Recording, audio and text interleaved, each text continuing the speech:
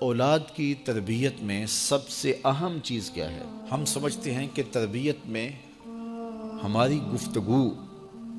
اثر انداز ہوگی، ہم دلائل کے انبار لگا دیں گے اور اولاد کو قائل کر لیں گے۔ اولاد قائل کرنے سے نہیں سیکھتی، اولاد آپ کے عمل سے سیکھتی ہے۔ ہم کہتے ہیں اولاد جب بڑی ہوگی، جب سمجھدار ہوگی تو پھر ہم ان کی تربیت کرنے لگیں گے، لیکن اس وقت وہ اس مرحلے سے نکل چکی ہوتی ہے۔ ماں باپ یہ سمجھتے ہیں ابھی تو یہ بولتے بھی نہیں ہیں، ابھی جو ہم کہتے ہیں وہ سمجھتے بھی نہیں ہیں، لیکن جو آپ کر رہے ہو اس کو سیکھتے ضرور ہیں۔ جو نابینا ہوتا ہے اس کی آنکھیں نہیں ہوتی، لیکن دیگر اس کے حواس زیادہ کام کر رہے ہوتے ہیں۔ جب بچہ بول نہیں رہا ہوتا اور بچہ جب سمجھ نہیں رہا ہوتا تمہاری گفتگو کو، تو اس کی کاپی کرنے کی جو حس ہوتی ہے، نقل کرنے کی جو حس ہوتی ہے، وہ بہت زیادہ ہوتی ہے۔ تو وہ وقت ہوتا ہے اولاد کو سکھانے کا۔ اس لیے میرے حضور نے ارشاد فرمایا کہ اپنے گھروں کو قبرستان نہ بناؤ۔ یعنی جس طرح قبرستان میں کبھی نماز نہیں پڑھی جاتی، تو تمہارے گھر کے اندر نماز نہ پڑھی جا رہی ہو تو بچے کہاں سے سیکھیں گے؟ تو گھروں کے اندر مصلی ہونے چاہیے، گھروں کے اندر ماں بھی نماز پڑھے اور گھر کے بڑے افراد بھی اور باپ بھی، تو بچے پھر سیکھیں گے اور خود مصلی پہ کھڑا ہونا شروع ہوں گے۔ ابتداءً وہ یوں ہی مصلی پہ آئیں گے۔ امام غزالی فرماتے ہیں ہر عمل پہلے ریا ہوتا ہے، پھر عادت بنتی ہے، پھر عبادت بنتی ہے۔ تو پہلے وہ ویسے ہی دکھلاوے کے لیے مصلی پہ آئیں گے، پھر آہستہ آہستہ ان کی عادت بنے گی، پھر اس کے بعد وہ عبادت بن جائے گی۔ اور فرمایا گیا 7 سال کا بچہ، اس کو ترغیب دو نماز کی۔ 10 سال کی عمر ہوگی اور ابھی تک نہیں پڑھتا، تو پھر اس کو مار کر کے ہلکی ضرب سے اس کو زود و کوب بھی کیا جا سکتا ہے اور اس کو نماز کا خوگر بنایا جائے، تاکہ بلوغت سے قبل وہ نماز کا عادی بن جائے۔ اور آپ کو یہ بتاؤں کہ جو عمل بچے بچپن میں کرتے ہیں بلوغت سے پہلے، مثال کے طور پہ نماز پڑھتے ہیں، ابھی ان پہ نماز فرض نہیں ہوئی، واجب نہیں ہوئی۔ اس طرح چھوٹے بچے روزہ رکھ لیتے ہیں، 8 سال کے، 7 سال کے، 6 سال کے بچے روزہ رکھ رہے ہوتے ہیں۔ پھول جیسے بچے دوپہر کو کملا جاتے ہیں تو مائیں پریشان ہو جاتی ہیں، تو وہ انہیں بعض وقت خلوت میں لے جا کے کہتی ہیں کہ یہ دودھ پی لو، یہ چیز لے لو، کوئی دیکھ نہیں رہا، تو وہ بچے مانتے نہیں کہ نہیں، ہمارا اللہ دیکھ رہا ہے، ہم نے روزہ نبھانا ہے۔ تو وہ شام کے وقت کتنے بے دل سے ہوئے ہوتے ہیں، لیکن اس کے باوجود روزہ نبھا جاتے ہیں۔ اس طرح عمرہ کرتے ہیں بچے، حج کرتے ہیں بچپن کے اندر، اسی طرح جو ہے وہ نمازیں پڑھتے ہیں اور دیگر نیک عمل کرتے ہیں۔ تو وہ ابھی تو نہ ان کے لیے نماز واجب ہوئی، نہ ان کے لیے روزہ واجب ہوا، تو وہ بچے بلکہ شب بیداریاں کرتے ہیں، راتوں کو جاگتے ہیں بچے۔ یہ حفظ القرآن جو بچے کر رہے ہوتے ہیں، تو یہ اتنی زیادہ محنت کر رہے ہوتے ہیں کہ آدھی رات اٹھ کے تو اپنا سبق یاد کر رہے ہوتے ہیں اور سارا دن قرآن مجید پڑھ رہے ہوتے ہیں۔ اس طرح سے نظامی کے بچے جو ابھی نابالغ ہوں، تو جو بچے ابھی بالغ نہیں ہوتے، تو جو عمل کرتے ہیں وہ نمازیں ہیں، روزے ہیں، حج ہے، عمرہ ہے،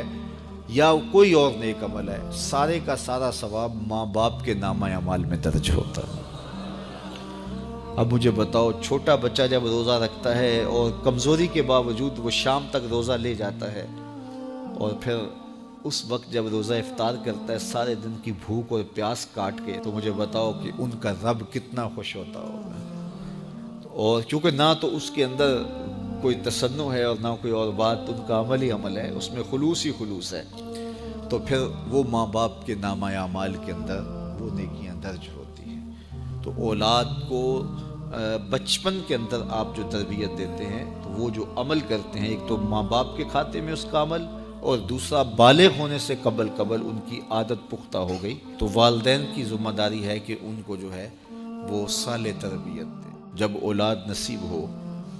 تو ماں باپ کو ان کی صالح تربیت کے لیے کوشاں ہو جانا چاہیے اور اپنے تئیں بھرپور کوشش کرنی چاہیے کہ ہماری اولاد نیک ہو، صالح ہو۔ اب اس کا نتیجہ کیا ہوتا ہے یہ تو اللہ کے سپرد ہے۔ ایسا بھی ہوتا ہے زندوں سے مردہ اور مردوں سے زندہ۔ اچھی تربیت کا نتیجہ اچھا ہی ہوتا ہے۔ یہ خال واقعات ہوتے ہیں، انتہائی نااہل اولادیں ہوتی ہیں جو اچھے والدین کی آغوش میں پرورش پانے کے باوجود بھی بری ہوتی ہیں، اور برے ماحول میں پرورش پانے والی اولادیں اچھی ہو جائیں یہ بھی خال خال واقعات ہوتے ہیں۔ تو ماحول سنوارتے ہیں، ماحول بگاڑتے ہیں، اس لیے اچھے والدین اچھی اولاد کی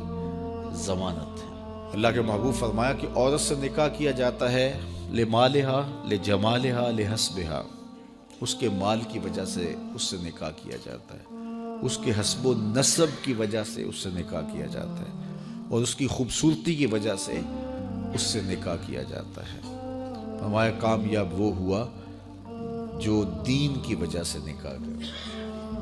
عورت دیندار ہو، نیکوکار ہو، صالحہ ہو، اگر اس کے اندر باقی اوصاف بھی ہوں تو اچھی بات ہے، لیکن یہ سب سے بڑی بات ہے عورت کی دینداری، چونکہ کل کلاں اس نے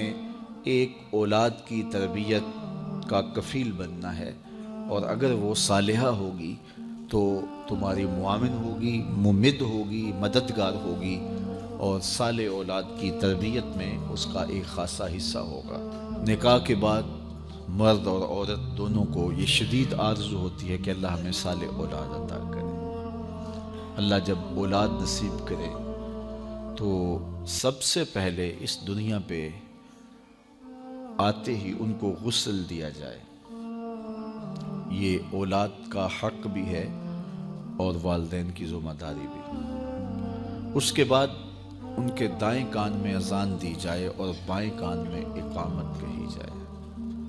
ایسا اہتمام ہونا چاہیے کہ جہاں ولادت ہوتی ہے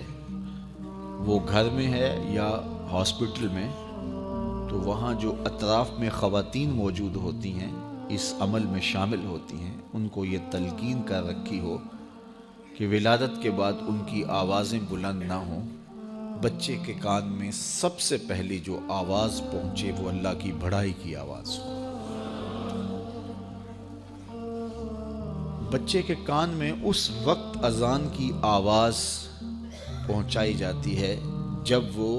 اپنی مادری زبان کو بھی نہیں سمجھ رہا ہوتا، چہ جائے کہ وہ عربی زبان کو سمجھے۔ تو ایک تو اذان کا فائدہ یہ ہے کہ جہاں اذان دی جاتی ہے وہاں شیطان بھاگ جاتا ہے، تو بچہ جب پیدا ہوتا ہے تو اس کے ساتھ ہمزاد جنم لیتا ہے، تو شیطان کو بھگانے کے لیے بھی اذان دی جاتی ہے۔ اور محققین فرماتے ہیں کہ جو بچہ بچپن میں آوازیں سنتا ہے، اگرچہ اس کا مفہوم نہیں بھی سمجھتا، ساری زندگی ان آوازوں سے مانوس رہتا ہے، ساری زندگی ان آوازوں سے وہ مانوس رہتا ہے۔ تو بچہ پیدا ہو تو سب سے پہلے اس کے کان میں اللہ کی بڑائی کی آواز پڑے، اور فلاح اور نیکی اور نماز کا بلاوا اس کے کان میں ہو، تاکہ اس کے لاشعور کے اندر یہ بات بیٹھی ہو، اور جب اسے پکارا جائے تو وہ دوڑ کے مسجد کی سمت آئے۔ پھر اس کو تہنیک دی جائے، یہ جس کو گٹی کہتے ہیں، اور وہ اگر کوئی صالح شخص دے تو اچھا ہے، ورنہ کوئی بھی تہنیک اس کو جو ہے وہ دے سکتا ہے، اور وہ کھجور ہے یا کوئی اور میٹھی چیز ہے جو اس کے تالو سے چمٹا دی جائے، اور وہ اتنی زیادہ نہ ہو بلکہ مناسب مقدار میں ہو، جس کو بچہ چاٹ لے